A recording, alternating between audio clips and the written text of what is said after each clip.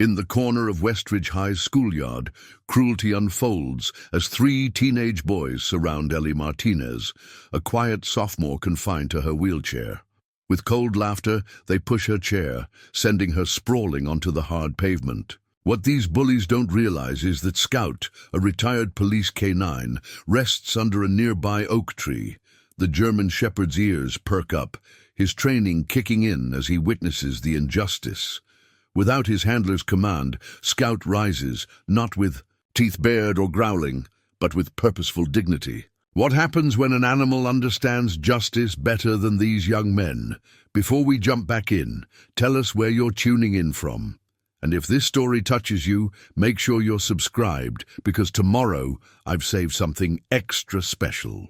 And for you, James Raymond adjusted the worn police service medal pinned to Scout's harness as they prepared for their daily walk.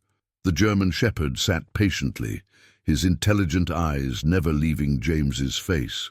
At 58, James moved more deliberately than during his 30 years on the force, but his posture remained military straight, a habit impossible to break. "Ready for patrol, old boy?" James asked, his voice carrying the warm gravel of age and countless night shifts. Scout's tail swept across the porch in response. 6 months into retirement, James still struggled with the quiet. His modest two-bedroom home on Maple Street felt too empty, especially in the mornings. Catherine would have filled these spaces with conversation and purpose, but 5 years after her passing, the silence remained his most faithful companion. Except for Scout. Their route never varied. Down Maple to Orchard Avenue, then across to the park adjacent to Westridge High School. James timed their arrival for mid-afternoon, when the school day was winding down but before the chaotic exodus of students. They would rest under the sprawling oak at the edge of school property, Scout dozing while James pretended to read the newspaper. In truth, he watched the teenagers. Not with suspicion as he once might have, but with a complicated mixture of concern and disconnection. 30 years of policing had taught him to recognize trouble brewing. The posturing, the isolation of vulnerable students, the formation of packs. Old instincts died hard. Not our jurisdiction anymore, he reminded himself daily, though Scout's ears would occasionally prick up at raised voices or the distinctive sound of conflict. Principal Richardson had spotted them once, approaching. With the cautious respect administrators reserve for law enforcement. "Officer Raymond, good to see you," Richardson had said, though they'd never formally met. "Just James now," he'd corrected, "retired last winter." "Well, we appreciate the extra eyes nearby. These kids." Richardson had trailed off, gesturing vaguely toward the school. James understood the unspoken admission. Schools were battlegrounds of a different sort, and administrators were often outmatched. He'd seen enough in his career to know that bullying had consequences that sometimes spilled into his former profession. His phone rarely rang, except for his son Michael's obligatory Sunday calls. Those conversations remained stilted, burdened by years of missed baseball games and school events sacrificed to the job. Now, with time to spare, James found his son had little to share with him. The irony wasn't lost on James. He'd protected his community while failing to build a bridge to his only child. Their small house held the evidence of his career. Commendations. In modest frames, photographs of K-9 unit graduations, and the shadow box containing his badge and service weapon. Catherine had insisted on displaying them, proud of his work. After her cancer took her, he'd nearly packed everything away, but couldn't bring himself to erase the pride she'd felt. Scout had been his last partner, selected as James approached retirement age. They'd trained together for 5 years before, jointly retiring, an arrangement the department had granted in recognition of James's service. The dog was officially his now. Their partnership extended into civilian life. Today, as they settled under the oak tree, Scout's head resting on his paw, James observed 3 boys circling a girl in a wheelchair near the far corner of the schoolyard. Their body language triggered his professional alarm bells. Shoulders squared, heads dipped forward, the subtle isolation of their target from potential witnesses. "Not our jurisdiction," James murmured, though his body tensed. Scout sensed the shift, lifting his head slightly. The old lawman in him wanted to intervene before something happened. The civilian reminded himself that school had its own authorities, its own systems. Still, he folded his newspaper and watched more intently, old habits impossible to break. Ellie Martinez's pencil moved across the sketchbook with quiet determination, capturing the afternoon light as it filtered through the oak leaves. Art had always been her refuge, but in the 2 years since the accident, it had become her voice. The sketchbook, a gift from Mrs. Patel, her art teacher, went everywhere with her, balanced on her lap as she navigated Westridge High in her wheelchair. At 16, Ellie remembered walking, remembered running even, but those memories were beginning to feel like borrowed experiences, stories about someone else. The car accident that crushed her lower spine had drawn a bold line through her life, before and after. 5 minutes until the bell. "Eleanor," Mrs. Patel called from inside the art classroom. Ellie nodded, adding a final shadow to her sketch. Mrs. Patel was the only teacher who let her work outside when weather permitted. The woman understood Ellie's need for space, for normalcy outside the confines of special accommodations and pitying glances. Maneuvering her chair back toward the ramp, Ellie caught a glimpse of Tyler Winters watching her from across the yard. Something in his expression made her stomach tighten. She quickly tucked her sketchbook into her backpack. At home, her mother would be preparing dinner, probably checking the clock every few minutes. Maria Martinez had transformed into a different kind of mother after the accident, vigilant to the point of suffocation, tracking Ellie's whereabouts with anxious precision. Her father Carlos would arrive home later, exhausted from double shifts. At the hospital where he worked as a custodial supervisor, the accident had strained their finances even with insurance. Medical bills, home modifications, and the specialized wheelchair had depleted their savings. Yet her parents never complained, which somehow made Ellie feel worse. Diego, her 12-year-old brother, was the only one who treated her normally, sometimes. Too normally, leaving his skateboard in her path or tossing her things just out of reach. Their mother scolded him, but Ellie secretly appreciated his refusal to handle her like fragile glass. "You're still you," Diego had shrugged when she'd finally returned home from the hospital. "Just shorter now." Ellie smiled at the memory as she collected her things. Her portfolio review for the pre-college summer program at the Art Institute was next week. Mrs. Patel believed she had a real chance at acceptance, wheelchair notwithstanding. "Your circumstance isn't your art," Mrs. Patel had told her, "but it informs your perspective, and perspective is what makes art matter." The final bell rang, sending students pouring into hallways. Navigating these transitions was always challenging, a sea of oblivious bodies moving at full speed while she tried to avoid crushed fingers and bruised knees. "Need a push?" asked Gabriella, one of the few classmates who'd remained friends after the accident. "I've got it," Ellie said, perhaps too quickly. Independence mattered, even when it was difficult. Gabriella nodded, understanding. "Text me about the math homework later?" "Sure," Ellie promised, watching her friend merge into the flow of departing students. As the crowd thinned, Ellie made her way toward the side exit where her mother would be waiting. The newly installed ramp was still a victory, the result of her father's polite but relentless advocacy with the school board. She passed Tyler and his friends loitering near the water fountain. They fell quiet as she approached, a sure sign they'd been talking about her. Ellie kept her eyes forward, gripping her wheels more tightly. She'd learned that looking vulnerable only invited trouble. "Nice drawings, Wheels," Tyler called after. Her, the nickname landing like a slap. "Maybe you can do some art with your wheels, make tracks like a snail." Ellie didn't turn, didn't respond. Reaction was what they wanted. She focused instead on the exit ahead, on the fact that in 3 minutes she'd be with her mother. Heading home, where the doorways were wide enough and nothing important was placed on high shelves. Still, her cheeks burned with humiliation as laughter followed her down the hall. Tyler Winters examined his reflection in the boys' bathroom mirror, adjusting the collar of his designer polo shirt. The limited edition sneakers on his feet, his latest acquisition, had cost more than some families' monthly food budgets. The price tag was the point. Exclusivity marked him as someone who mattered. "Richardson's looking for you," Devin Cooper said, pushing through the bathroom door. Smaller than Tyler by several inches, Devin had the nervous energy of someone perpetually awaiting judgment. "Something about the math test."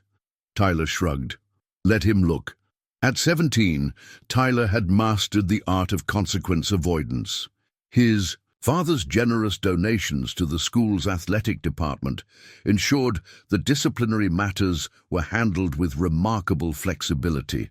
When money failed, his mother's tearful appeals to Tyler's emotional struggles following their latest divorce usually did the trick. "We still meeting up after school?" asked Marcus Bell, the third member of their group entering the bathroom. Tall and athletic, Marcus could have found easier social paths than following Tyler, but the association protected him from certain questions about his sexuality, about his immigrant parents, about his scholarship status at Westridge. "Yeah, I want to see if Wheels brings her drawings to the art show," Tyler replied. "Did you see Patel fawning all over her work yesterday? Like being in a chair makes her special." Devin laughed too loudly, his eyes darting to Tyler for approval. 2 years earlier, Devin had been the target of Tyler's attention, mocked for his second-hand clothes and his mother's job as a school janitor.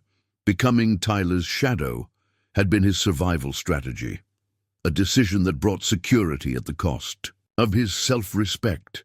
"Maybe we should just leave her alone," Marcus suggested, keeping his tone casual as he washed his hands. "The art show's for everyone." Tyler's expression hardened. "Getting soft, Belle? Maybe you should sit with her, hold her little crippled hand." Marcus didn't respond, focusing intently on drying his hands. The bell rang, signaling the day's final period. Tyler made no move toward the door. "I'm skipping Alvarez's class. Who's with me?" "I can't miss again," Marcus said. "Basketball tryouts next week. They check attendance." Devin hesitated, caught between desires. "I should probably go, too." Tyler's dismissive look settled the matter. "Whatever, later then." Left alone, Tyler pulled out his phone, scrolling through Instagram with practiced indifference. His latest post, a carefully staged photo of himself beside his father's Porsche, had gathered the expected likes. The validation should have satisfied something in him, but the hollow feeling remained. Home offered no remedy. The sprawling Winters estate would be empty except for the housekeeper. His father was in Chicago on business, his mother at her wellness retreat in Arizona. The cleaning lady had instructions to prepare dinner and leave it in the refrigerator, neatly labeled and dated. Tyler's sneakers squeaked against the polished bathroom floor as he paced. The truth he never acknowledged was simple. Attention, any kind, was preferable to invisibility. He'd learned that being feared was more reliable than being liked. Fear didn't require maintenance. It simply needed occasional reinforcement. Ellie Martinez had become his latest target after Mrs. Patel had showcased her artwork in the main hallway. The drawing, a hauntingly beautiful study of empty chairs in the school cafeteria, had captured the attention of students and faculty alike. Something about those empty chairs, about the perspective from below eye level, had triggered a visceral anger in Tyler. Later, as classes ended, Tyler spotted Ellie heading toward the side exit. He nudged Devin and Marcus, who had rejoined him. "After class, watch this," he muttered, setting his course to intercept her. Principal Richardson observed the three boys from his office window, his expression troubled. At 61, with retirement papers already filed, Richardson calculated conflicts in terms of months until June. The Winters family's influence complicated matters, as did the school board's aversion to publicity of any kind. Not again, he sighed, reaching for his office door. He would be too late, he knew. He always was. The afternoon sun cast long shadows across Westridge High's courtyard as Ellie wheeled herself toward the oak tree. Mrs. Patel had suggested she capture different lighting conditions for her portfolio, and the late-day glow would perfect her tree study. Her art supplies balanced carefully on her lap. Expensive colored pencils, saved from birthday money, a new sketch pad, and her prized graphite set. James, Raymond, and Scout had settled into their usual spot beneath the oak's spreading branches. James nodded politely as Ellie positioned herself nearby, respecting her space. He recognized her as a regular presence, but had never initiated conversation. The girl reminded him vaguely of his late wife. Something in the serious set of her mouth, the careful way she organized her materials. Tyler spotted Ellie from across the courtyard. Most students had already departed, leaving the space relatively empty, perfect for his purposes. He nudged Devin and jerked his head toward their target. "Time for some art appreciation," he smirked. Marcus trailed behind reluctantly. "Maybe we should just head to your place, man." "I thought you got that new gaming system." "This won't take long," Tyler replied. "Besides, someone needs to teach Wheels. That special treatment only goes so far." As they approached, Ellie sensed their presence before seeing them. The way prey. Animals detect predators. She continued working, hoping they would pass by. Her pencil moved with deliberate precision, though her heart rate had accelerated. "Hey, Wheels," Tyler called, his voice carrying the false friendliness that always preceded cruelty. "Drawing more pictures for the special needs showcase?" Ellie didn't respond, keeping her eyes on her sketchbook. "I'm talking to you," Tyler said, stepping directly into her light. "I heard you," Ellie replied quietly. "I'm busy." Tyler reached down and flipped the sketchbook from her lap, pages scattered across the pavement.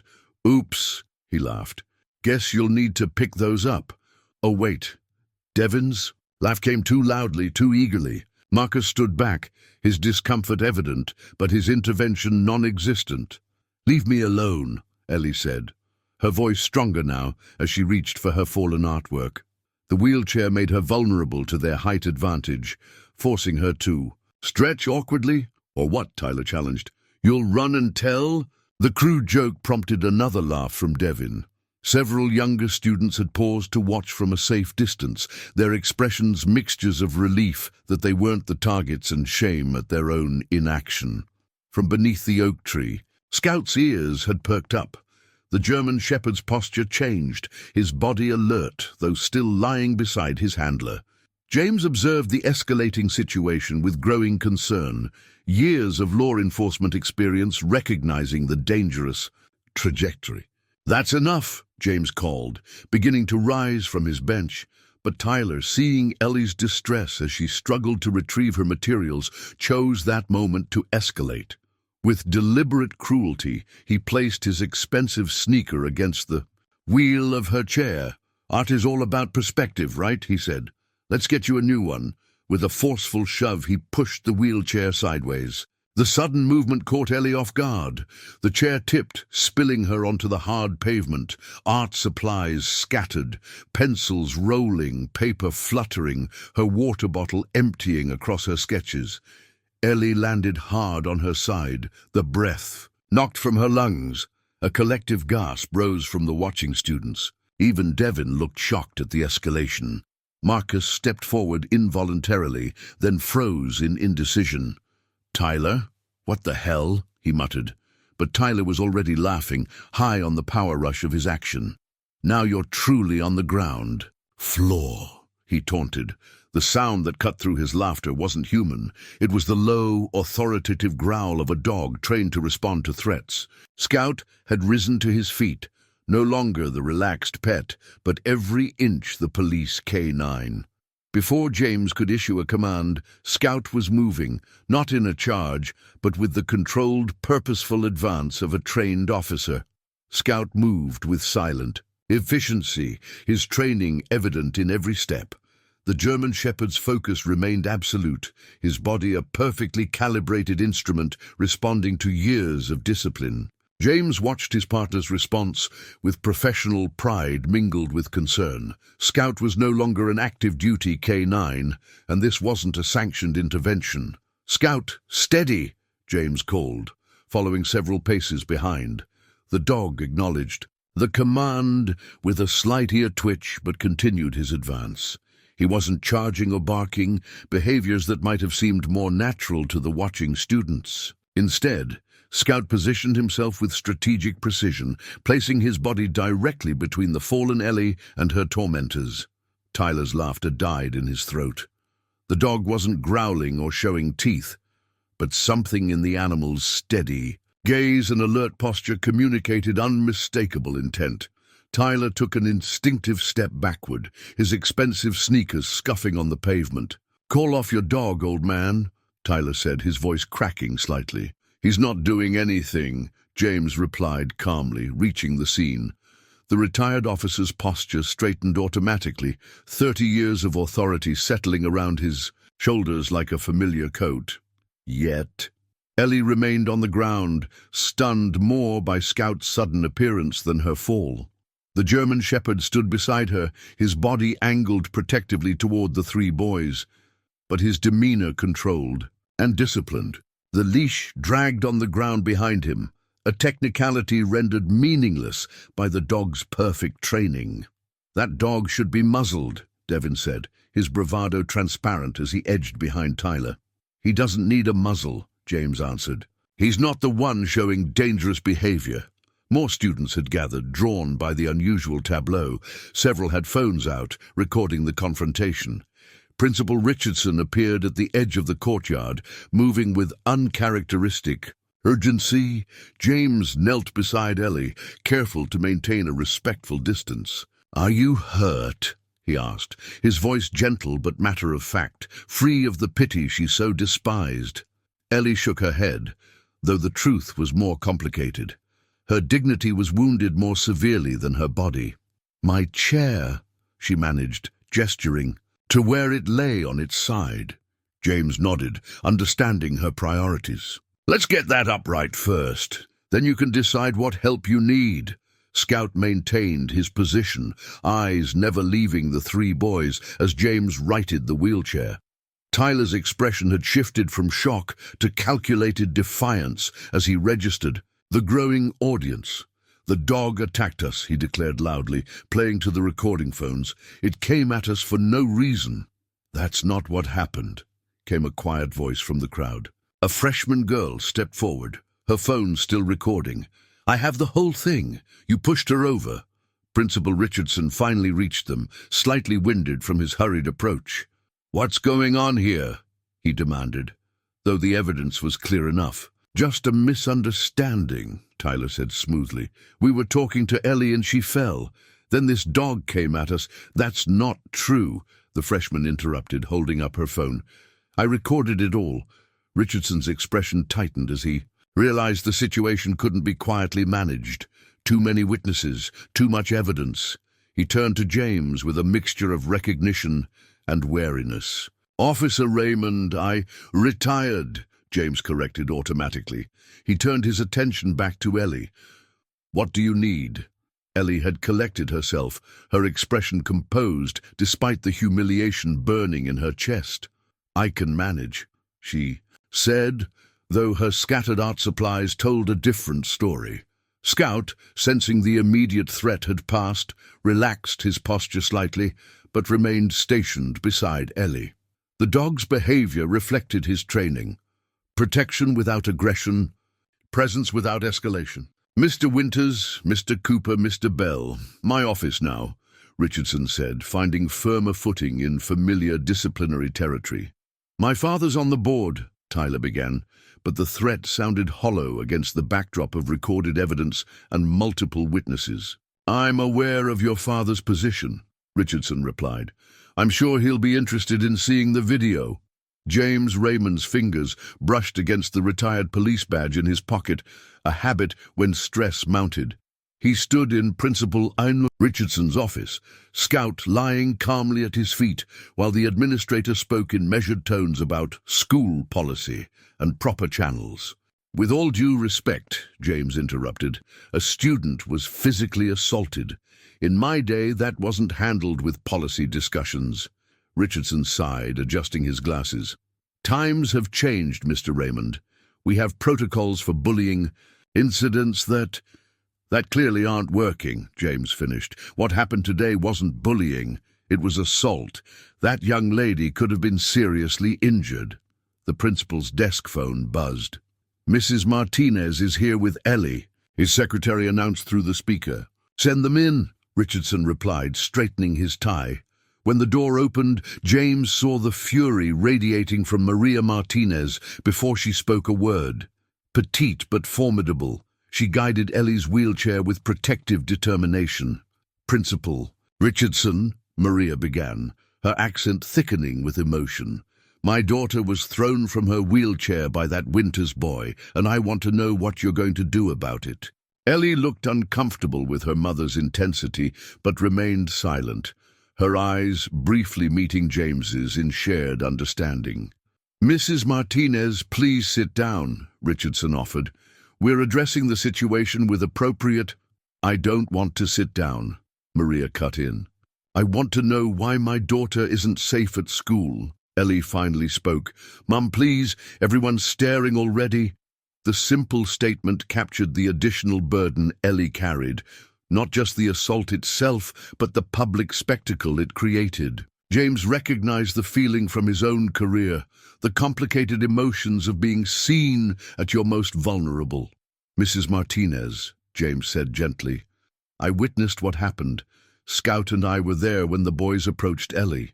Maria turned to him, noticing the German Shepherd for the first time. "You're the one with the dog, the officer." "Retired," James corrected, extending his hand. "James Raymond. This is Scout. He intervened when Ellie was pushed." Scout's ears perked up at his name, his intelligent eyes moving between the humans. The dog knew exactly what to do. Ellie added quietly, "He didn't bark or bite. He just stood between us, like he was trained for it." "He was," James acknowledged. "Scout served with the K-9 unit for 7 years before retiring with me." Maria's expression softened slightly. "Thank you, both of you, for helping my daughter." Richardson cleared his throat. "We have Tyler and the other boys in separate rooms. Their parents have been called." "And?" Maria pressed. "And we're following our disciplinary procedures," Richardson replied vaguely. James recognized the administrative dance, minimizing liability while appearing decisive. His fingers found the badge in his pocket again, a tangible reminder of clearer boundaries between right and wrong. "There's video," James noted. "Several students recorded what happened." Richardson's expression tightened. "We're aware. However, our school policy prohibits recording on campus without permission, so those videos cannot be used in our disciplinary process."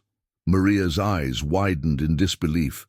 "So, evidence that my daughter was attacked can't be used because of a technicality about phone use?" The injustice of it rekindled something in James, the sense of purpose that had sustained him through 3 decades of police work. Scout seemed to sense the shift, sitting up straighter beside him. "Principal Richardson," James said carefully, "while school policy may prohibit those recordings, they would be admissible in a criminal complaint. Assault is assault, regardless of where it occurs." The implied threat hung in the air. Richardson removed his glasses, pinching the bridge of his nose. "That won't be necessary," he said. "Tyler will be suspended for 3 days, the others for 1 day." "3 days?" Maria exclaimed. "For what could have caused serious injury to my daughter? It's the maximum allowed for a first offense under our policy," Richardson explained wearily. James watched Ellie's face as the adults debated her justice.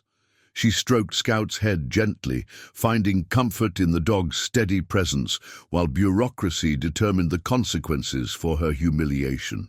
By evening, Jenny Feldman's cell phone video had accumulated over 20,000 views. The freshman had posted it to her modest social media accounts with a simple caption, "When bullies knocked a girl in a wheelchair down at my school today, a retired police dog stepped in. Heroes come in all forms." The video's clarity was undeniable.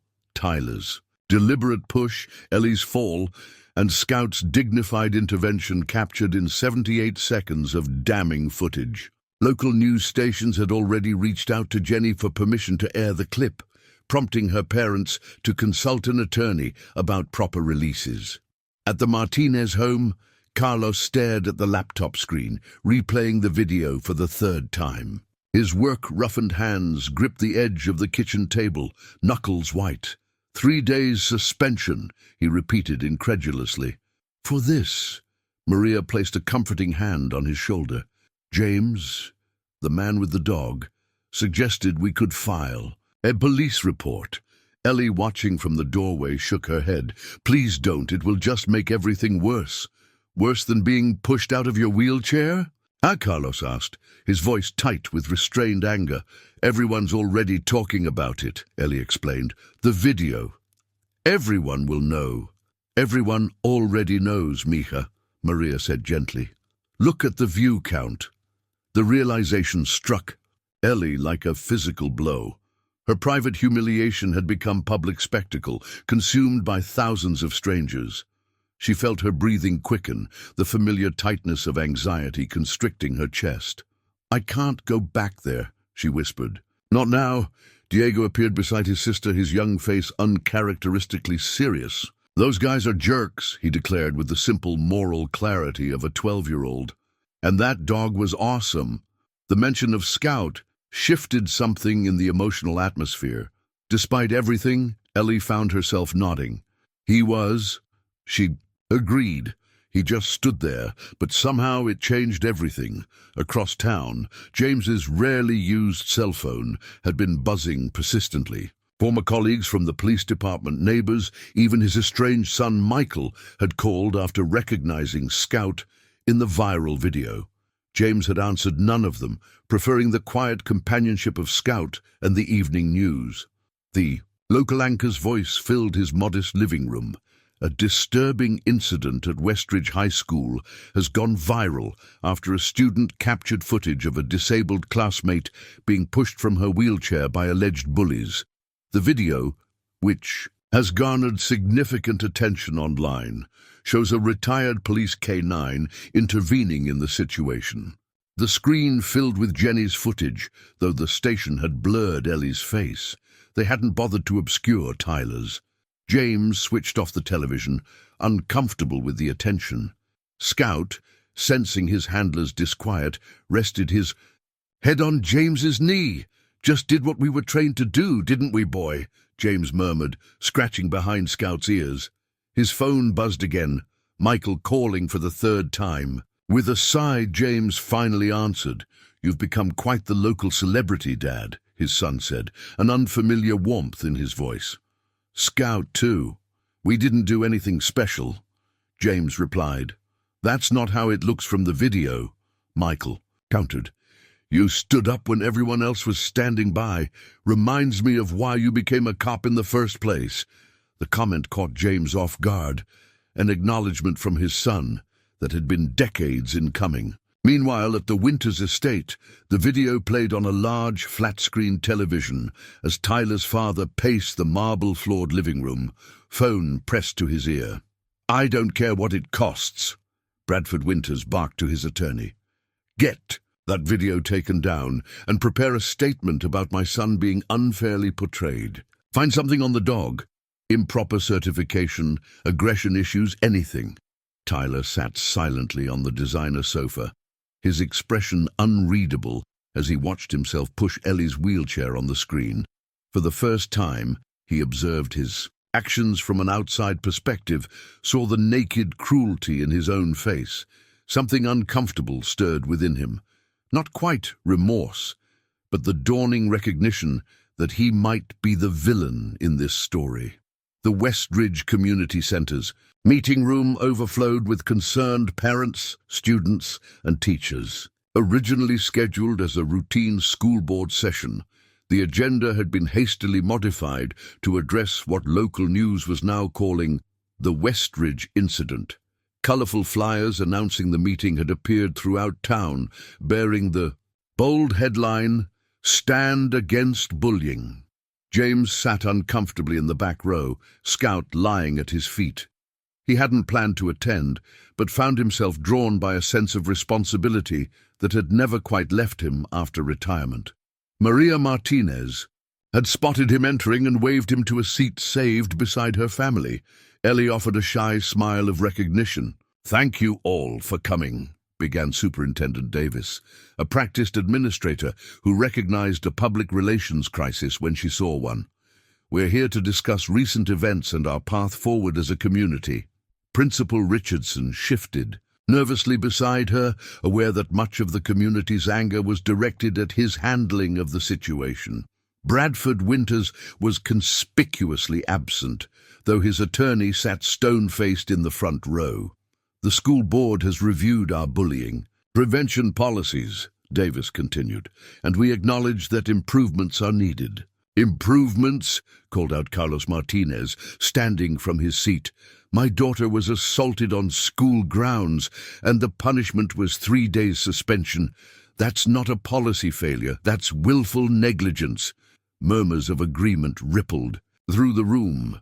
Ellie sank lower in her wheelchair, discomfort evident in her posture. "Mr. Martinez, we understand your frustration," Davis replied, "which is why we're announcing several immediate changes to our disciplinary procedures." As the superintendent outlined stricter consequences for physical bullying, James noticed a man making his way toward him through the crowded aisle. He recognized Frank Kowalski, a former K-9 trainer who had worked with the police department. "Raymond," Frank greeted him quietly, crouching beside James's row. "Got a minute?" James nodded, following Frank to a quiet corner while Scout padded faithfully alongside. "Saw the video," Frank said. Scout did exactly what he was trained to do. Protect the vulnerable without escalation. Perfect response. Just doing his job. James replied modestly. "That's actually why I wanted to talk to you," Frank continued.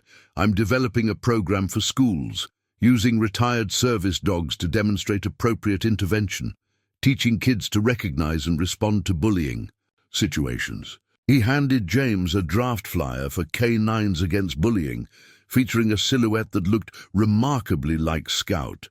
"I'd like you two to be our first ambassadors," Frank explained. "Visit schools, show how Scout responded, talk about appropriate protection versus aggression." James hesitated. "I'm not looking for attention, Frank." "This isn't about attention," Frank insisted. "It's about impact. That dog did more to stop bullying in 70 seconds than a year of school assemblies. Kids respond to animals, James. They listen." At the front of the room, a mother had taken the microphone. "My daughter was there when it happened," she said, voice trembling. "She told me she was too scared to help, but seeing that dog stand up for Ellie changed something in her. She's not afraid anymore." Frank gave James a pointed look.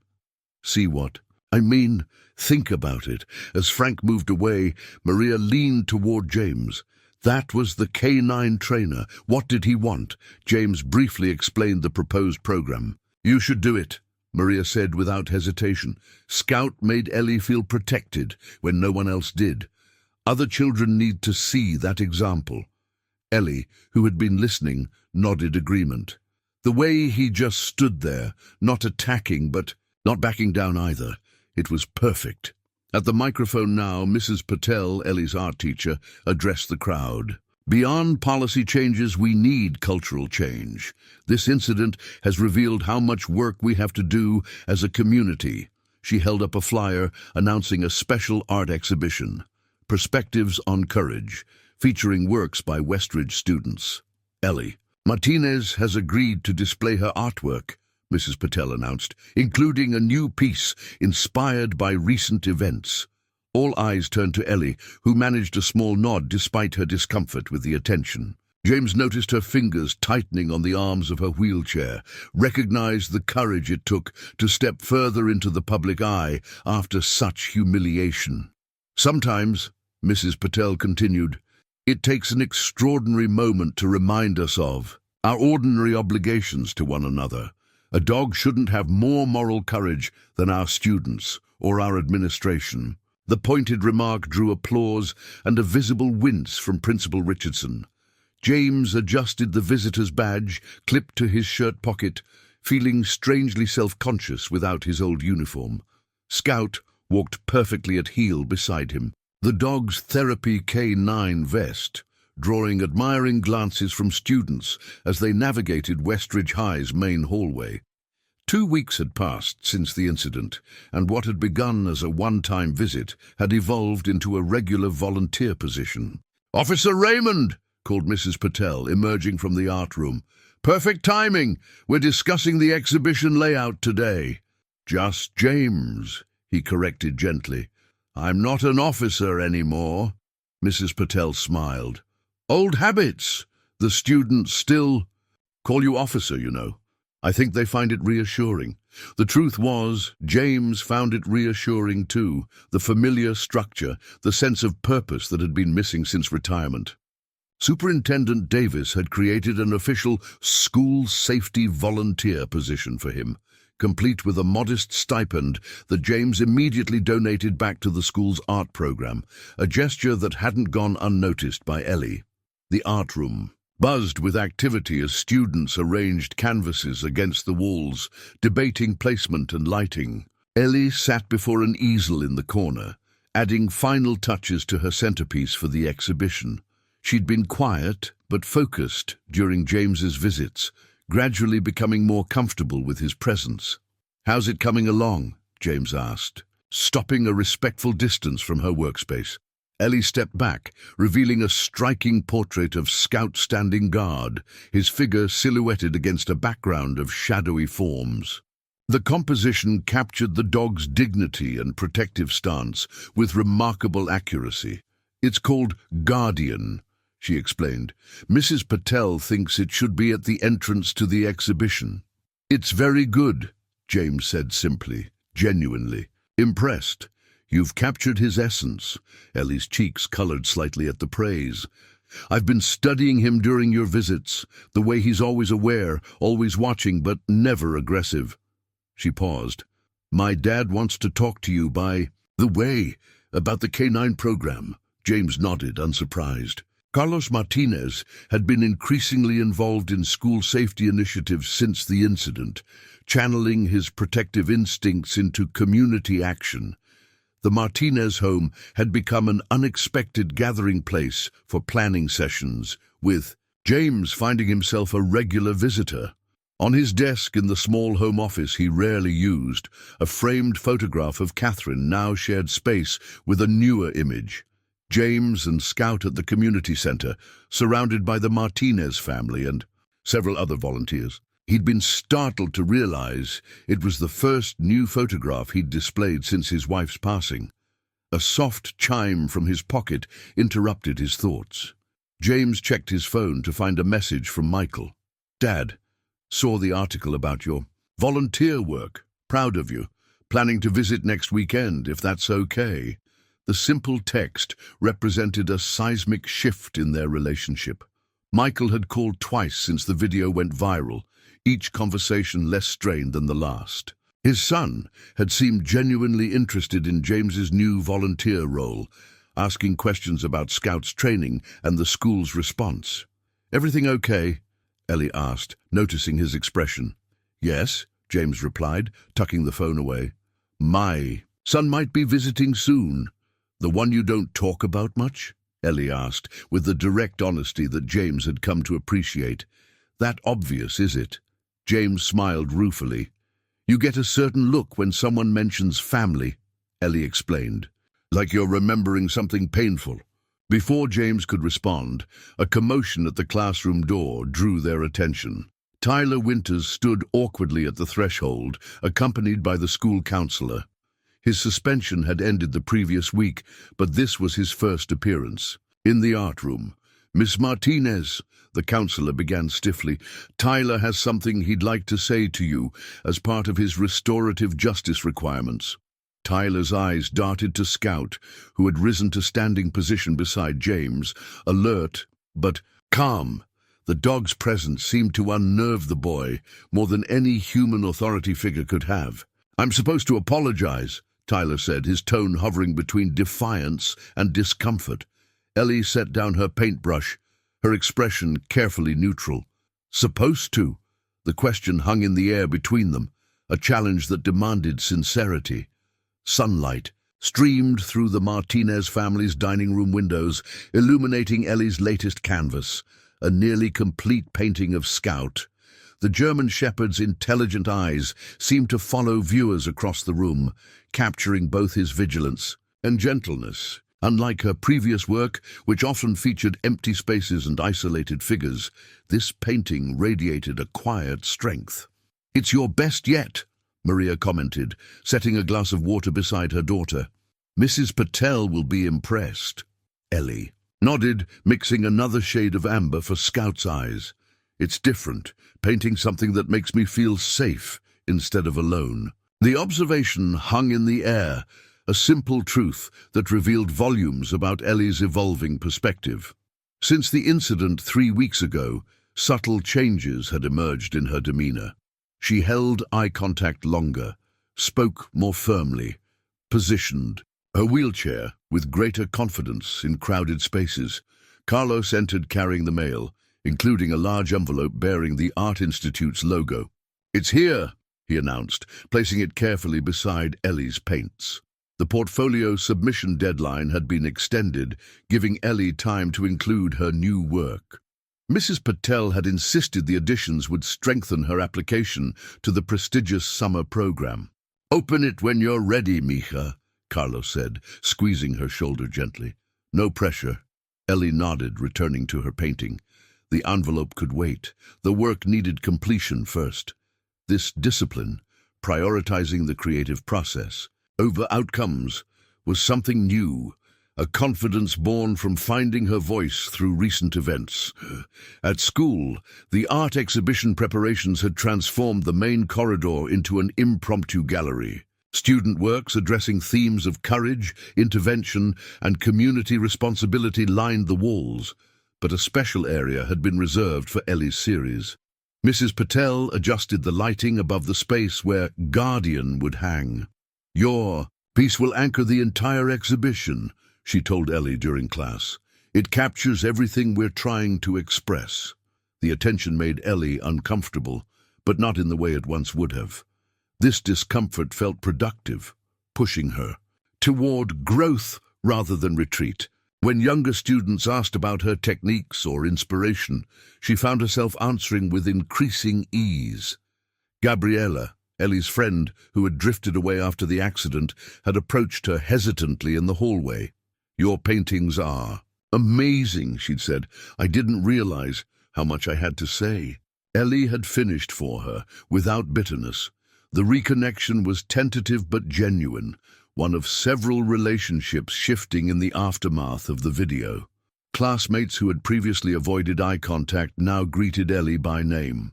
Teachers, who had once seemed uncertain how to engage with her disability, now focused on her artistic talents.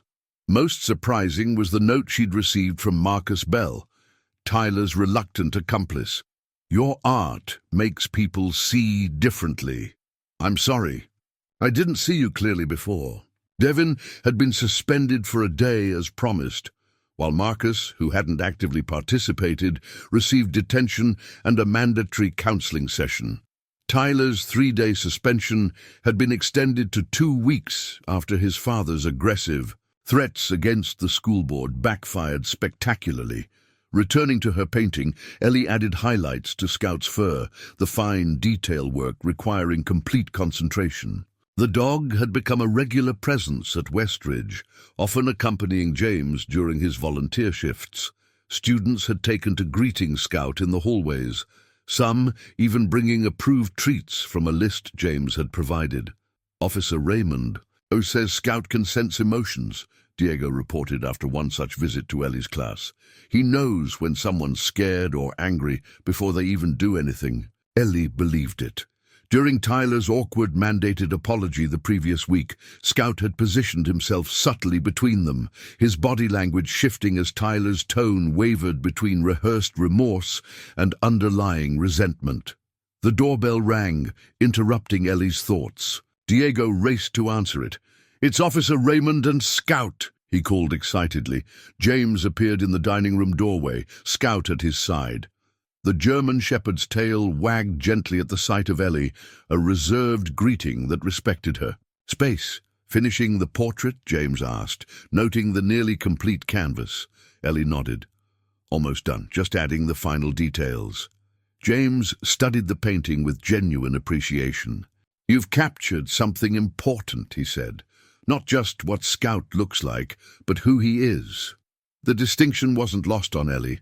Being seen for who she was, rather than defined by her wheelchair, had been her silent wish since the accident. The Westridge Police Department's community room buzzed with activity. Local media had positioned cameras near the small stage, where Chief Gloria Ramirez stood behind a podium, adorned with the department's shield. Officers in dress uniforms lined the walls, many with K-9 partners sitting attentively at their sides. Among the assembled crowd, James felt oddly exposed in his civilian clothes, though his pressed shirt and polished shoes reflected old habits that retirement hadn't erased. "Today, we recognize exceptional service," Chief Ramirez began, her commanding presence silencing the room. "Not in the line of duty, but in the spirit of the oath we all take, to protect and serve our community." Scout sat perfectly at attention. Beside James, the dog's disciplined posture drawing admiring glances from his former K-9 colleagues. A special commendation medal gleamed on the chief's podium, awaiting presentation. In the front row, Michael Raymond shifted in his seat, occasionally, glancing at his father with an expression that mingled pride with lingering awkwardness. His weekend visit had extended to 5 days, the longest time father and son had spent together in years. Their conversations remained careful, circling around 3 decades of accumulated distance, but the effort on both sides was genuine. When Officer James Raymond retired after 30 years of distinguished service, the chief continued, he and his K-9 partner Scout left behind an exceptional record. But as we've all witnessed, their service to this community didn't end with retirement. The Martinez family sat beside Michael, Ellie positioned at the end of the row in her wheelchair.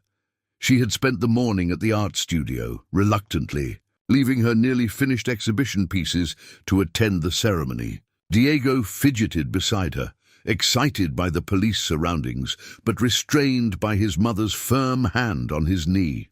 The video that many of us have seen demonstrates the highest principles of intervention, Chief Ramirez said.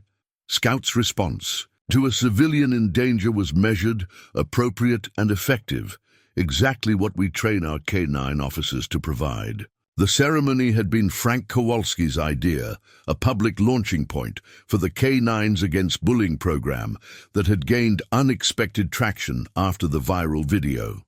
5 retired police dogs and their handlers had already volunteered, with interest from neighboring districts growing weekly.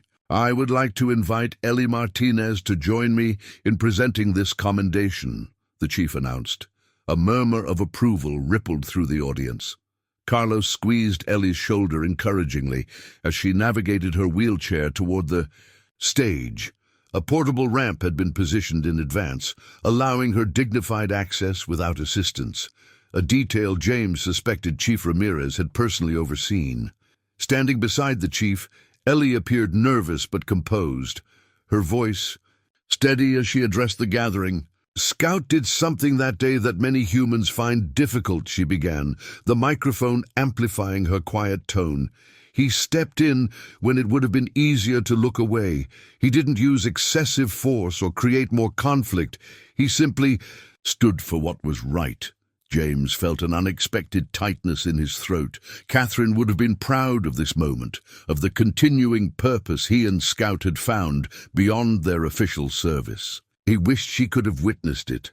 In art, we talk about perspective, how changing your viewpoint transforms what you see, Ellie continued. Scout changed the perspective at our school. Students who were silent before are finding their voices. Teachers who looked the other way are paying attention. Even some of the bullies are seeing themselves differently. As if on cue, Frank Kowalski stood and unveiled a large poster displaying the K9s Against Bullying program logo, featuring a silhouette based on Scout's distinctive profile. Below it, scheduled appearances at schools throughout the district were listed, beginning with Westridge's upcoming anti-bullying assembly. On behalf of the Westridge Police Department, Chief Ramirez concluded, I present this commendation to K9 Officer Scout for exemplary community service. The medal was affixed to Scout's vest, the dog remaining perfectly still during the procedure. James knelt beside his partner, acceptance speech forgotten, as he simply rested his hand on Scout's head in a gesture that communicated everything words couldn't express. As applause filled the room, a news photographer captured the moment. Scout, at attention, the medal gleaming on his vest. James beside him, emotion evident despite his reserved expression. And Ellie in her wheelchair, her hand extended toward Scout in a gesture of connection that bridged their different forms of courage. Ellie stared at the folded paper that had fallen from her locker, her heart racing as she read the crude message scrawled across it. Your dog won't always be around to protect you. Enjoy your little art show while you can. The hallway around her continued its between-class bustle, students oblivious to the threat she held in trembling hands. Instinctively, Ellie glanced down the corridor, half expecting to see Tyler watching for her reaction. But the distinctive blonde head was nowhere in the crowd. She tucked the note into her backpack, trying to calm her breathing. The exhibition opening was just 3 days away. After weeks of preparation, her paintings were installed in the main gallery space, Guardian, prominently displayed at the entrance as Mrs. Patel had planned. Everything okay? Gabriella asked, approaching her locker. Fine, Ellie lied, forcing a smile. Just nervous about the exhibition. Gabriella nodded sympathetically. The whole school's talking about it. You're practically famous now. That was precisely the problem. The attention that had initially been uncomfortable had become actively frightening. The police commendation ceremony had made the local news, with Ellie's speech about perspective quoted in the paper. Her parents had proudly framed the article, but the public exposure left her feeling vulnerable. In art class, Ellie found herself unable to concentrate. Mrs. Patel noticed her distraction, but misinterpreted it as pre-exhibition nerves, offering reassurance about the quality of her work. When the bell rang, Ellie lingered, debating whether to show the note to her teacher. Before she could decide, James appeared in the doorway with Scout. The K9s Against Bullying program had established regular patrols through the school hallways, between classes, with James and Scout assigned to the arts wing on Tuesdays and Thursdays. Scout's demeanor changed subtly as he approached Ellie, his alert posture indicating detection of her distress. The dog's reaction did not escape James's notice. What's wrong? He asked quietly, moving closer. Mrs. Patel excused herself tactfully, leaving them alone in the classroom. Ellie hesitated, then reached into her backpack and withdrew the crumpled note. James read it silently, his expression hardening. How long ago did you find this? This morning, Ellie replied.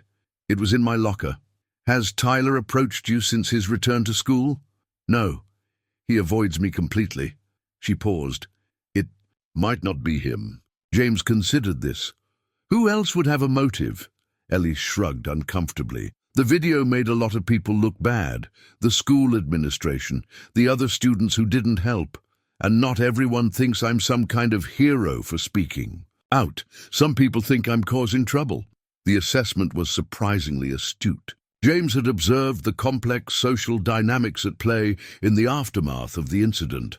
how some students resented the increased scrutiny, how certain faculty members bristled at policy changes that created more work. "We should report this," James said finally. "To Richardson?" Ellie asked skeptically. "He'll just say it's not specific enough to be a real threat." James recognized the truth in her assessment. The principal had consistently demonstrated a preference for minimizing problems rather than addressing them directly. "Then we'll tell your parents and the police," James replied. "This crosses a line, Ellie." Her eyes widened. "No police. Please. It will only make things worse. More attention, more people staring. The exhibition is in 3 days. I just want to get through it." James understood her reluctance, but his law enforcement instincts couldn't dismiss the threat. "At minimum, your parents need to know, and we should tell Frank. He can increase K9 presence during the exhibition without making it obvious." Scout had settled beside Ellie's wheelchair, his body positioned protectively as if already implementing enhanced security measures. The dog's instincts confirmed James's concerns. Scout sensed genuine fear in Ellie, not merely teenage anxiety. "Do you have any idea who might have written this?" James asked, studying the note more carefully. Ellie hesitated. "Tyler's the obvious suspect." But what? "It doesn't feel like him," she admitted. "He's mean to my face. This is sneakier." James nodded, respecting her insight. "I'll make some inquiries without raising alarms. In the meantime, I'd like Scout and me to escort you between classes." "People will notice," Ellie protested. "Will say it's practice for the K9 program," James assured her. "Scout needs to work with different students, get comfortable in various environments. No one will question it." Ellie considered this, then nodded reluctantly. "Okay, but no police report. Not yet." James folded the note carefully, preserving potential evidence for now.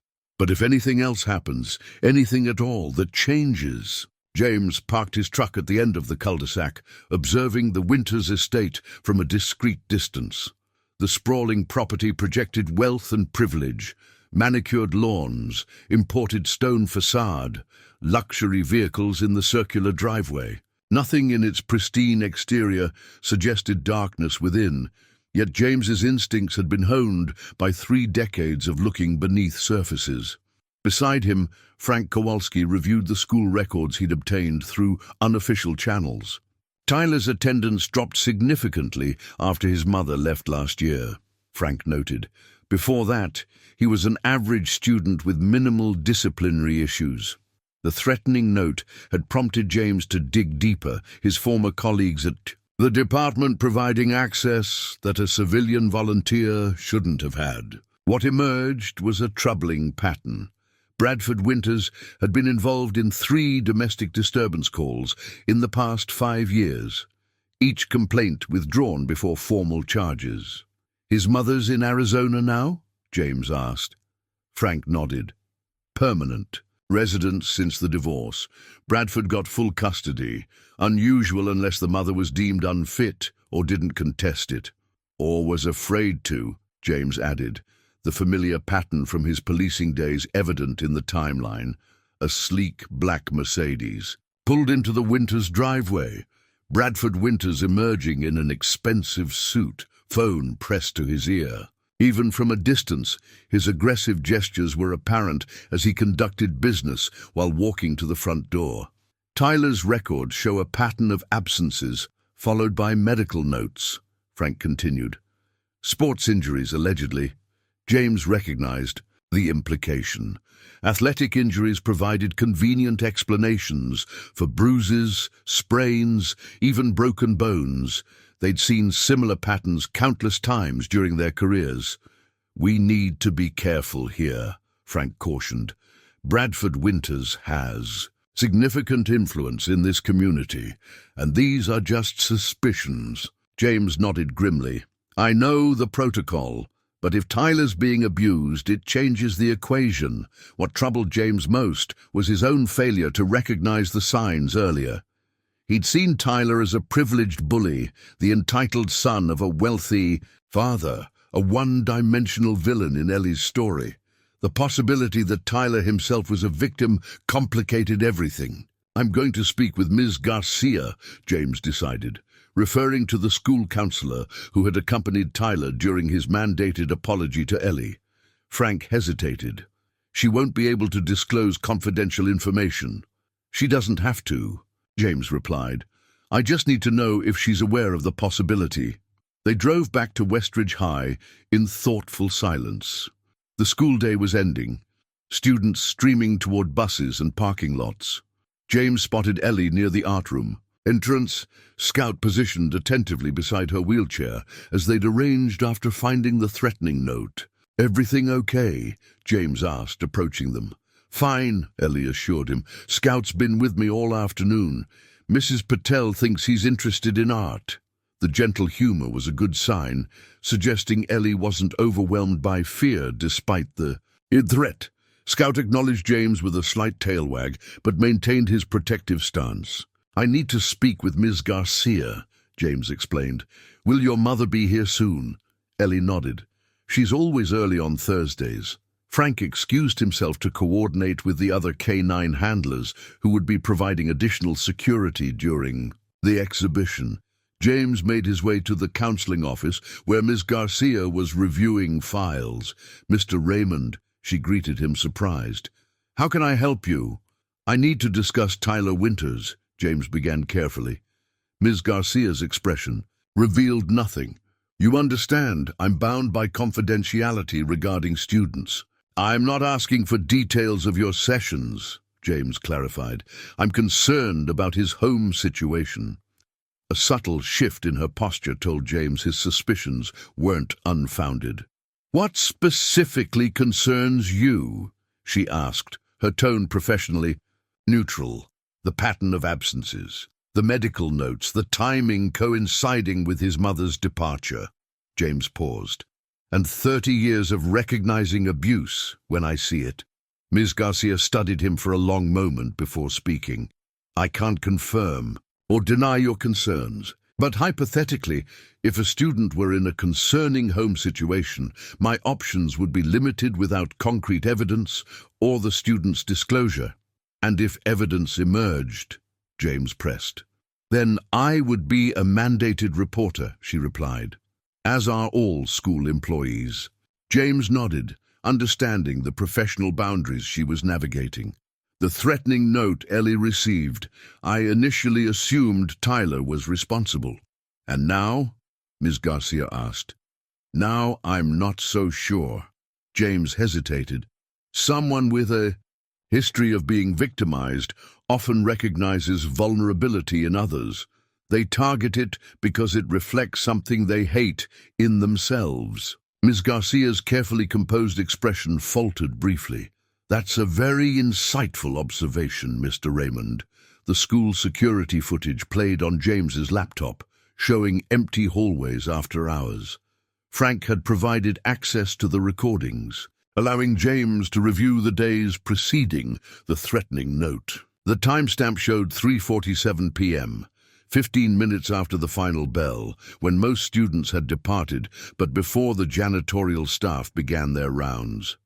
A figure in a hooded sweatshirt appeared at the edge of the frame, moving with purposeful stealth toward the row of lockers where Ellie's was located.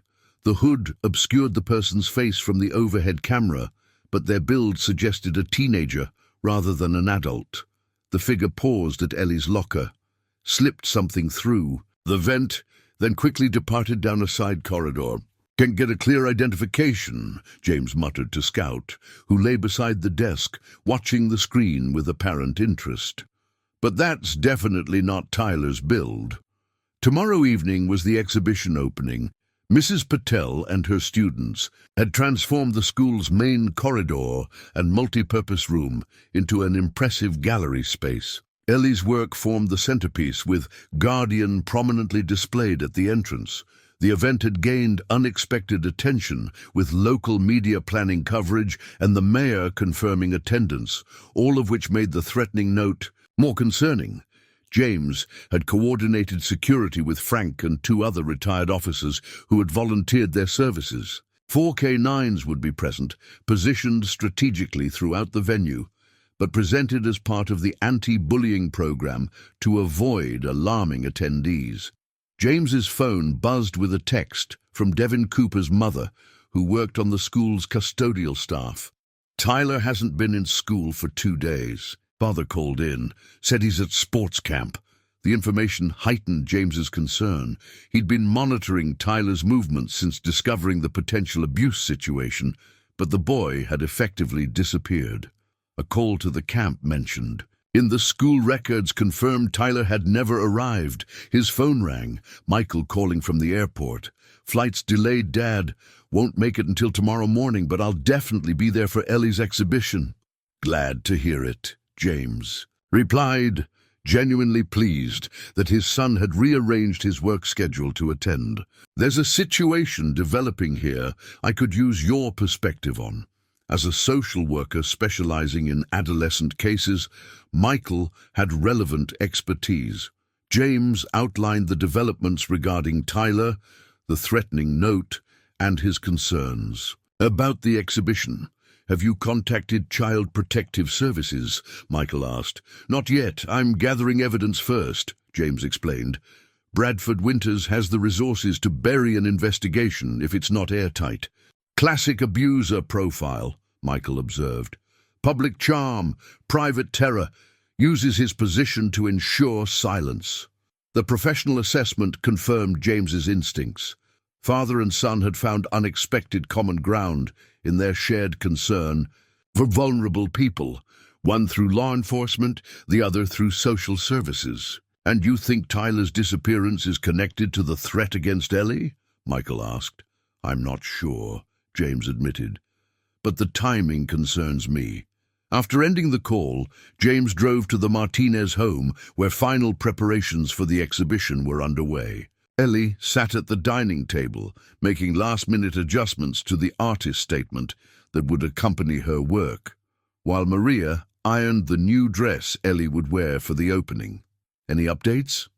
Carlos asked quietly, stepping onto the porch. When James arrived, James briefed him on the security arrangements and Tyler's unexplained absence. Carlos's expression darkened with concern. "Should we postpone?" he asked. "Ellie would be devastated," James replied, "and we don't have concrete evidence of a threat beyond the note." Inside, Scout made his way directly to Ellie, settling beside her wheelchair with protective familiarity. The dog's presence visibly eased her tension. "I finished the last painting," she told James, gesturing to a canvas covered with a cloth. "Mrs. Patel will install it tomorrow morning." "May I see it?" James asked. Ellie hesitated, then nodded. "It's different from the others. I wasn't sure about including it." She removed the cloth, revealing a striking portrait that caught James by surprise. Unlike Guardian, which featured Scout as the central figure, this painting showed Tyler Winters, but not the sneering bully from the viral video. This was Tyler in a moment of vulnerability, his expression haunted, background shadows suggesting unseen threats. "I called it the other side," Ellie explained quietly. "Mrs. Patel says art should challenge perspectives." James studied the canvas, struck by Ellie's insight. Somehow, despite everything, she had perceived what adults had missed, the pain behind Tyler's cruelty. Westridge High's transformed main corridor buzzed with conversation as visitors moved between artworks, pausing longest before Ellie's series. The exhibition opening had drawn an impressive crowd. Students, parents, local officials, and media representatives mingling in the improvised gallery space. Ellie's wheelchair navigated the throng carefully, her new dress complemented by a quiet confidence that seemed to have emerged alongside her artwork. James positioned himself near the entrance doors, maintaining a clear view of both the main exhibition space and the school's front approach. Scout remained beside him, the dog's canine vest identifying him as working rather than merely decorative. Frank and 2 other handlers had stationed their retired service dogs at strategic points throughout the venue, their presence explained by prominently displayed information about the K9s Against Bullying program. "Quite a turnout," Michael observed, joining his father. He had arrived that morning as promised, bringing a professional's eye to the security arrangements. Any sign of our person of interest? James shook his head. No sign of Tyler or his father. The exhibition had been open for 40 minutes without incident. Mrs. Patel guided the mayor through Ellie's collection, explaining the progression of themes from isolation to protection to understanding. Ellie's parents followed several paces. Behind, Carlos beaming with undisguised pride, while Maria discreetly wiped tears when particularly moved by a visitor's response to her daughter's work. The portrait of Tyler is causing quite a stir, Michael noted, gesturing toward the other side, where a small crowd had gathered. Brave choice to include it. James nodded agreement. The painting had been positioned at the end of Ellie's series, creating a narrative arc that began with Guardian and concluded with this unexpected perspective on her former tormentor. The artistic choice had transformed a simple story of victim and villain into something more nuanced and challenging. Scout's posture changed subtly, his attention shifting toward the entrance. James followed the dog's gaze to see Principal Richardson, engaged in tense conversation with someone just outside the doors.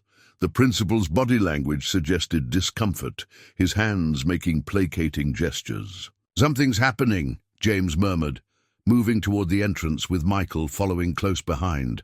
As they approached, James recognized Bradford Winter's commanding voice. "My son has every right to attend a school function. Your exhibition is explicitly about him. He's entitled to see how he's being portrayed." Richardson spotted James and threw him a desperate glance. "Mr. Winters, I understand your position, but given recent events, we agreed Tyler would—" "My son will enter this exhibition," Bradford interrupted, his tone leaving no room for disagreement. "Unless you want to explain to the school board why you're discriminating against a student based on rumors and a video taken out of context." James stepped through the doors to find Bradford in an expensive suit, hand firmly gripping Tyler's shoulder. The boy looked markedly different from his usual cocky persona, thinner, paler, his posture suggesting reluctance rather than defiance. "Mr. Winters," James acknowledged calmly. "Tyler." Bradford's eyes narrowed with recognition. "The retired." "Officer, I understand you've taken quite an interest in my family recently."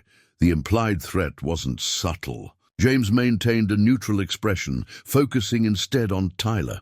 The boy avoided eye contact, but what James could see of his face confirmed his suspicions. A partially concealed bruise shadowed his left cheekbone. "Tyler is welcome to attend," James said carefully. "Everyone is, but the event has security protocols in place that apply to all attendees." Scout had followed James outside, positioning himself with professional precision, close enough to respond if needed, but not overtly threatening. Tyler's eyes fixed on the dog, a complex emotion crossing his face.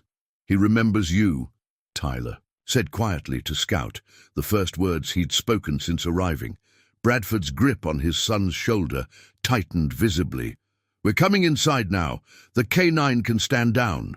Scout remained steady, taking cues from James rather than Bradford's commands. Michael had positioned himself near the doorway, his social worker's training evident in his careful observation of the dynamics between father and son. Inside the exhibition, Ellie had noticed the commotion at the entrance. She wheeled herself, closer, stopping several yards away when she recognized the new arrivals. Her expression shifted from apprehension to something more complex when she saw Tyler's condition. Mrs. Patel approached swiftly, placing herself protectively near Ellie. "Mr. Winters," she greeted Bradford with professional courtesy. "Tyler, we're pleased you could attend." Bradford nodded curtly. "My son is particularly interested in seeing how he's been depicted in this artistic interpretation of events." Tyler's eyes finally lifted, meeting Ellie's across the space between them. Something unspoken passed between the teenagers, a recognition that transcended their previous roles.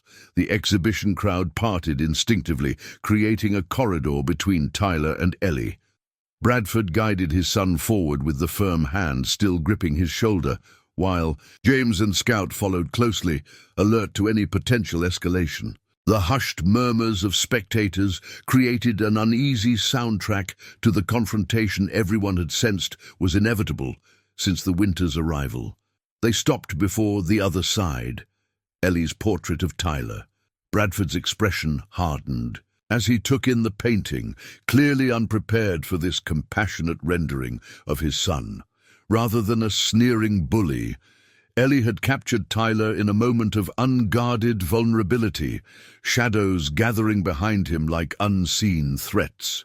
"This is how you portray my son?" Bradford demanded, addressing Mrs. Patel rather than Ellie directly. "As some kind of victim?" "Art reflects the artist's perspective," Mrs. Patel replied calmly. "Ellie has chosen to show complexity rather than caricature." Tyler hadn't spoken, his eyes fixed on the painting with an expression that shifted between shock and recognition. He seemed to be seeing himself through another's eyes for the first time, not as the powerful tormentor he projected at school, nor as the powerless target of his father's rage, but as something more complicated and human. "It's not accurate," Bradford insisted. "This exhibition is supposedly about an incident where my son made a mistake. A minor one that's been blown out of proportion. This painting suggests something entirely different." "What does it suggest, Mr. Winters?" James asked quietly. Bradford turned sharply, recognizing the implication in James's tone. "It suggests an agenda, a narrative being constructed to further damage my son's reputation." Throughout this exchange, Ellie had remained silent, her hands folded calmly in her lap. Now she wheeled herself forward slightly, claiming the space that others had been discussing over her head. "It's not an agenda," she said, her voice soft but steady. "It's what I see." Tyler finally met her gaze directly. The bruise on his cheekbone had been partially concealed with makeup, but under the gallery lighting, its shadow was unmistakable. "And what exactly do you think you see?" Bradford challenged, his tone carrying a warning that made Scout shift position slightly. "Someone who hurts others because he's hurting," Ellie replied simply. "Someone who knocks people down because it's all he knows." The gallery had fallen completely silent. Carlos had moved closer to his daughter, protective, but allowing her to speak. Maria stood beside him, her hand gripping his arm tightly. Tyler's composure finally cracked. "You don't know anything about me," he said, his voice breaking slightly. "You don't know what it's like to—" He stopped abruptly, his father's fingers digging visibly into his shoulder. "To feel powerless," Ellie finished for him, gesturing toward her wheelchair. "I might understand more than you think." Something shifted in Tyler's expression, a recognition, perhaps even a fleeting connection. For a moment, the prescribed roles of bully and victim dissolved, revealing two teenagers navigating different forms of constraint and pain. Bradford, sensing he was losing control of the narrative, intervened. "This is inappropriate. The exhibition was meant to address a specific incident, not psychoanalyze my son." "Actually," Mrs. Patel corrected gently, "the exhibition's theme is perspectives on courage." Ellie has chosen to explore multiple facets of that theme. Michael had positioned himself strategically nearby, his professional training evident in his careful observation of the family dynamics. He caught his father's eye, a silent communication passing between them about the escalating situation. "Tyler," James said, addressing the boy directly for the first time, "what do you think of Ellie's painting?" The simple question, treating Tyler as an autonomous person with valid opinions rather than an extension of his father, created a palpable shift in the atmosphere. Bradford started to answer, but Tyler surprised everyone by speaking first.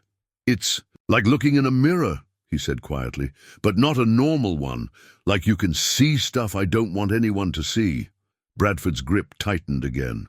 "That's enough, Tyler." But something had broken open in the boy that couldn't be easily contained. His eyes remained fixed on the painting, words tumbling out with increasing urgency. "How did you know about the shadows? About what it feels like when you're afraid in your own home?" Ellie suggested gently. Tyler's sharp intake of breath confirmed the accuracy of her perception. Bradford's face flushed with anger, his control visibly slipping. "We're leaving," he announced, pulling Tyler backward. "This entire exhibition is a manipulation designed to tell the truth." Tyler interrupted, his voice stronger now.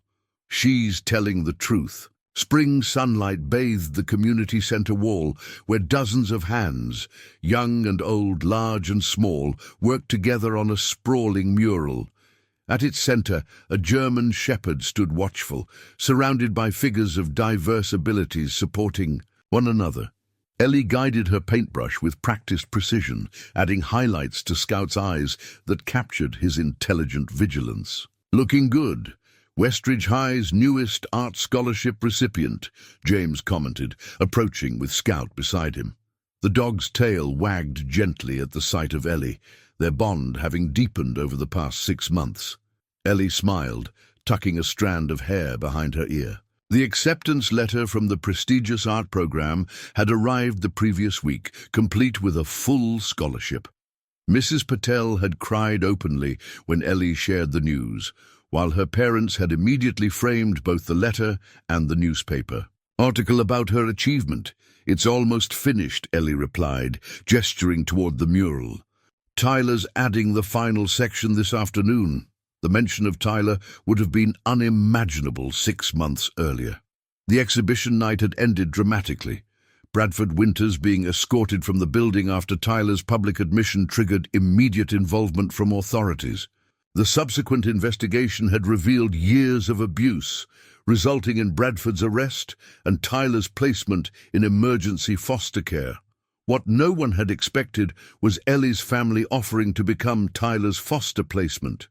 Carlos and Maria, after lengthy family discussions, had opened their home to the boy who had once tormented their daughter. The arrangement had been tentative at first, filled with awkward silences and careful navigation of shared spaces. But gradually, healing had begun for both teenagers. Different wounds, different recoveries, but parallel journeys nonetheless. "Michael's plane lands at 3, James mentioned, checking his watch. His relationship with his son had undergone its own transformation, weekly phone calls evolving into regular visits. Michael had provided professional guidance during Tyler's transition, his expertise in adolescent trauma proving invaluable. "He'll be in time for the dedication ceremony," Ellie noted. "Diego's been practicing his speech all week." The community mural project had been Diego's idea, inspired by his sister's art and his growing awareness of social justice. At 12, he had organized a student committee, secured funding from local businesses, and coordinated volunteers, with surprising maturity. Across the workspace, Devin and Marcus applied base colors to their assigned sections. Both boys had become unlikely allies in the anti-bullying initiative, their perspective as former participants in bullying behavior adding credibility to their message when they spoke to younger students. Principal Richardson had taken early retirement. As planned, his replacement implementing comprehensive policy reforms. The Canines Against Bullying program had expanded to 12 schools in the district, with Scout and James serving as its flagship representatives. Their visits to classrooms now included Tyler sharing his story, both as former bully and a survivor of abuse, his testimony creating powerful moments of reflection among students. "Ready for the tour next week?"